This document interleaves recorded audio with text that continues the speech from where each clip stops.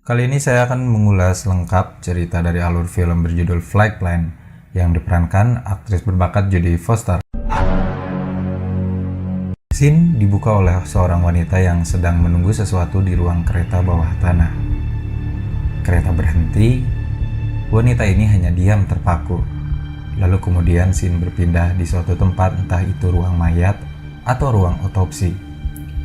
Kemudian scene kembali lagi ke ruang kereta bawah tanah, di mana ada seorang laki-laki yang ternyata suaminya.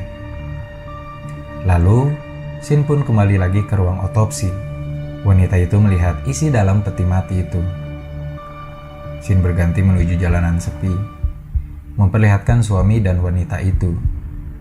Setelah memasuki apartemen, si wanita itu yang bernama Carl meminta suaminya untuk duduk di taman dulu.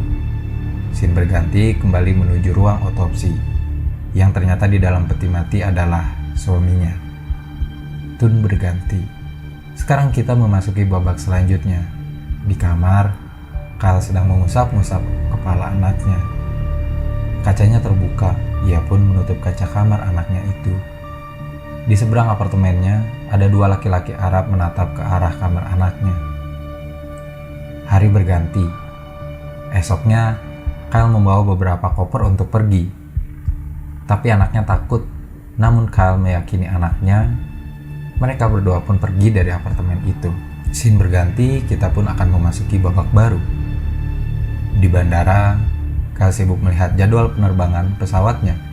Ia tak sadar kalau anaknya sudah tak ada di sampingnya. Dengan penuh kecemasan, ia pun mencari anaknya.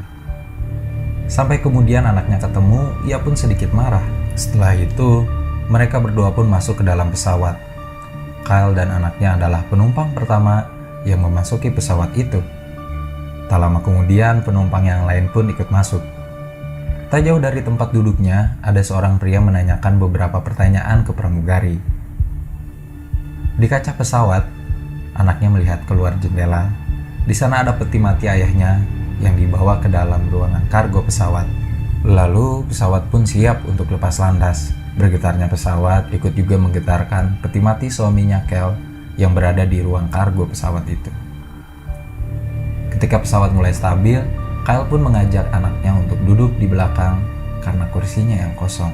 Apa kalian sudah mengencangkan seatbelt kalian? Karena kita akan memasuki babak selanjutnya. Beberapa jam setelah pesawat itu mengudara, Kyle terbangun dari tidurnya. Tapi anaknya tak ada di sampingnya. Anaknya menghilang. Kyle pun berjalan ke kursi yang sebelumnya ia tempati.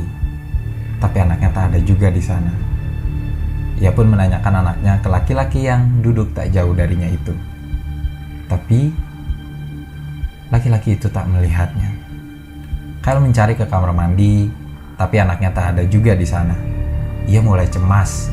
Kyle pun menanyakan ke pramugari. Ia terus mencari anaknya, tapi anaknya tak kunjung juga ketemu. Ia kembali ke tempat duduk asalnya. Di sana ada boneka yang selalu dibawa anaknya. Ia semakin cemas. Ia pun menanyakan ke penumpang lainnya, tapi tak ada yang melihat anaknya. Dibantu pramugari, ia pun mengumumkan di dalam pesawat itu apa ada yang melihat anaknya atau tidak. Tapi tak ada satupun penumpang yang melihat anaknya. Kyle pun meminta para awak kru untuk mencari anaknya yang hilang di semua tempat di dalam pesawat itu. Hal aneh terjadi, penumpang yang duduk di depannya bahkan tak melihat Kyle bersama seorang anak. Kyle semakin panik. Kemudian, ia melihat pramugari menelpon seseorang. Pramugari itu mengatakan sesuatu yang menggetarkan Kyle. Pramugari itu bilang kalau tak ada daftar nama anaknya di catatan pesawat. Kyle pun mencoba meyakinkan dengan memperlihatkan boarding pass anaknya. Tapi boarding pass anaknya pun hilang. Aneh. Kyle pun mencoba mencari di ransel yang dibawa anaknya, tapi ransel anaknya pun ikut menghilang. Kyle tahu, seseorang menculik anaknya. Karena tak mungkin anaknya bisa mengambil ransel itu, karena terlalu tinggi untuk anaknya. Ia semakin panik. Saya tahu, mungkin kalian udah bisa menebak kemana cerita film ini akan berlangsung. Tapi tunggu dulu, karena nanti kita akan menyaksikan sesuatu yang tak terkira. Kyle pun berlari menghampiri kapten pesawat. Keadaan semakin mencekam, penumpang yang lain pun ikut tegang. Saya pun yang nonton ikut tegang. Kyle yang semakin tak terkendali, akhirnya dilumpuhkan oleh laki-laki yang tadi duduk tak jauh darinya, yang ternyata merupakan seorang polisi udara. Laki-laki itu bernama Carson. Kapten pun keluar dan mulai bertanya informasi tentang anak Kyle yang menghilang. Tapi tak ada satupun bukti tentang keberadaan anaknya, termasuk Carson. Lalu, Kyle pun menceritakan asal-usulnya dan alasan dia ada di dalam pesawat itu.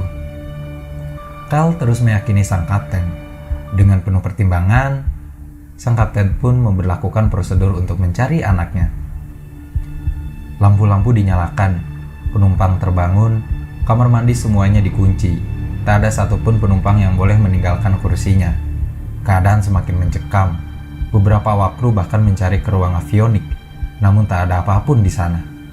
Kyle terus mencari, semua awak kru terus mencari, tapi tak ada sedikit pun bukti tentang keberadaan anaknya. Kemudian Kyle pun memutuskan untuk memanggil kapten lagi untuk mencari di ruang kargo pesawat, tapi sang kapten tak mengizinkan. Kyle mengingat sesuatu. Kemudian ia berlari menuju dua orang Arab. Keadaan semakin kacau. Kapten pun mematikan prosedur itu. Beberapa penumpang pun diperbolehkan untuk meninggalkan kursinya. Dengan penuh emosi, Kyle pun menghampiri kapten. Lalu sampai kemudian, sang kapten pun memberitahu sesuatu yang tak pernah ingin didengar. Ya, kapten itu bilang kalau anaknya sudah mati, bersama suaminya yang jatuh dari lantai 6. Tapi Kyle menyangkal itu semua. Kyle tahu anaknya tak mati bersama suaminya. Babak selanjutnya dimulai. Kyle terbangun dari pingsannya. Di sampingnya ada seorang terapis suruhan sang kapten untuk membantu menenangkan Kyle. Kyle yang terpukul meminta untuk ke kamar mandi agar bisa menyendiri. Di dalam kamar mandi, ia mulai membuka bajunya. Ia naik ke atas toilet, ia menuju ruang avionik. Sedikit bocoran, Kyle merupakan seorang insinyur pesawat, jadi ia paham betul bagaimana ruangan dan cara kerja mesin pesawat. Kembali ke ruang avionik, di sana ia melakukan sesuatu yang tak disangka-sangka. Hal yang ia lakukan membuat semua penumpang di dalam pesawat itu panik bukan main. Tak sampai di situ, Kyle pun kembali melakukan sesuatu yang membahayakan pesawat itu sendiri. Di tengah kekacauan, Kyle diam-diam keluar dari kamar mandi tanpa sepengetahuan Carson. Diam-diam Kyle masuk ke dalam ruangan kargo pesawat. Mobil yang berada di sana pun ia hancurkan, tapi anaknya tak ada di sana. Ia pun melanjutkan pencariannya. Ia buka peti mati suaminya. Ia melihat suaminya terbaring kaku di sana. Kyle begitu kalut. Tak lama, Carson pun ada di belakangnya dan memborgol Kyle. Ia kembali ke tempat duduknya. Ia tampak sudah pasrah. Di tengah kepasrahannya, ia memohon kepada Carson. Sampai kemudian, kita akan dikejutkan dengan sesuatu yang bikin geleng-geleng kepala. Di sini mungkin saya akan memperingatkan kalian yang menonton video ini. Jika kalian tak ingin spoiler, mungkin alangkah baiknya kalian menyudahi tontonan video ini dan langsung menonton film Flight Plan. Tapi untuk kalian yang tak bermasalah akan hal itu, kalian boleh melanjutkan menonton video ini. Diam-diam Carson masuk ke ruang kargo pesawat. Kyle dijaga ketat oleh pramugari yang duduk di sebelahnya. Carson menuju peti mati suami Kyle.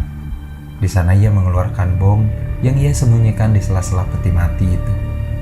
Setelahnya, ia pun berjalan menuju ruang avionik. Di sana terbaring lemah anaknya, Kyle. Ia pun menempelkan bom yang tak jauh dari si anak Kyle itu. Kemudian scene berganti. Carson meminta tebusan kepada sang kapten dan berdalih seakan-akan itu adalah suruhan Kyle. Ternyata Carson tak sendiri. Salah satu pramugarinya pun ikut bersekongkol dengannya. Pesawat pun akan didaratkan di suatu tempat yang entah di mana. Setelah semua penumpang turun dari pesawat, Kyle pun mengejar kapten untuk memintanya untuk tak membolehkan barang apapun keluar dari pesawat itu. Sang kapten pun memberitahu kalau uangnya sudah ditransfer. Kyle sadar ia tak pernah meminta itu. Ia juga sadar betul kalau seseorang sudah menjebaknya. Yang kemudian tak lama ia ketahui orang itu adalah Carson, laki-laki yang terus saja mengawasinya di dalam pesawat. Sesaat setelah semua kru dan kapten keluar dari pesawat, pertempuran antara Kyle dan Carson pun terjadi. Kal terjebak di dalam ruang kokpit. Tapi ia tak sebodoh itu. Setelah berhasil keluar dari ruang kokpit itu, Kal mencari putrinya di ruangan avionik. Di sana terbaring lemah putrinya. Sampai kemudian tak lama Carson pun menghampiri mereka berdua. Tapi Kal dan anaknya sudah tak di sana. Dan tebak, Kal pun meledakkan pesawat itu bersama Carson. Semua sudah selesai. Kal memeluk erat anaknya. Kapten pun meminta maaf. Pramugari yang bersekongkol dengan Carson pun ditangkap. Oke, itu dia ulasan lengkap mengenai film Flight Plan, film yang dirilis pada tahun 2005. Sejatinya film ini benar-benar mengajarkan sekali bagaimana rasa sayang seorang ibu pada anaknya yang tiada batas.